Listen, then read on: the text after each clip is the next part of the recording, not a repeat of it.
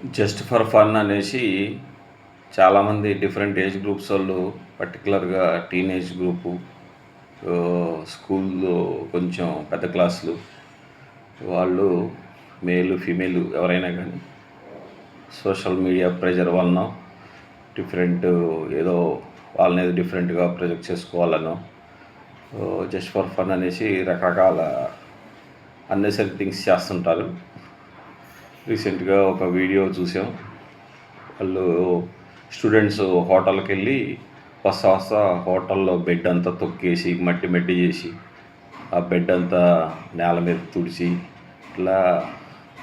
ఇలాంటి చీప్ పనులు చేస్తే జస్ట్ ఫర్ ఫన్ అనుకొని అసలు ఆ మైండ్ సెట్ ఉంటే లాంగ్ టర్మ్లో చాలా ఇబ్బందులు ఎదుర్కోవాల్సి వస్తుంది.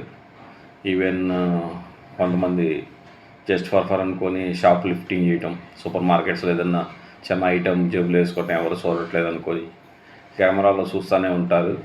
చాలా ప్రాబ్లమ్స్ వస్తాయి. ఈవెన్ ఫారెన్లో కూడా చాలామంది ఇట్లాంటివి చేసి జైలుకి వెళ్ళి పెద్ద కోర్టు కేసులు ఇరుక్కొని, ఇక్కడైనా కానీ ఇండియాలో కానీ అలాంటివి చేసినప్పుడు అనవసరంగా మన ఇమేజ్ దెబ్బతింటే అనవసరమైన మాటలు ఫేస్ చేయాలి. తర్వాత మళ్ళీ మోరాలిటీ దెబ్బతింటుంది.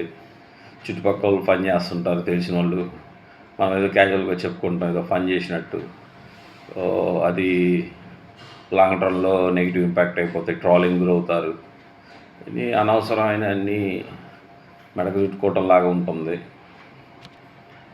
ఈవెన్ సోషల్ మీడియాలో అన్నెసరీ పోస్టులు పెట్టడం ఇలాంటి వాటి వలన లాంగ్ టర్మ్లో చాలా ఇంపాక్ట్ ఉంటుంది. జాబ్స్లో కానీ కెరీర్లో కానీ సోషల్ మీడియా మీ మొత్తం చెక్ చేస్తుంటారు. ఈవెన్ అబ్రాడ్ వెళ్ళినా కానీ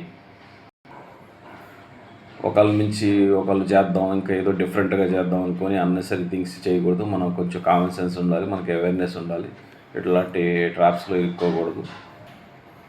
సినిమాల్లో సీరియల్స్లో క్యాజువల్గా చూపిస్తారు, అవన్నీ చాలా ఇష్యూస్ వస్తాయి.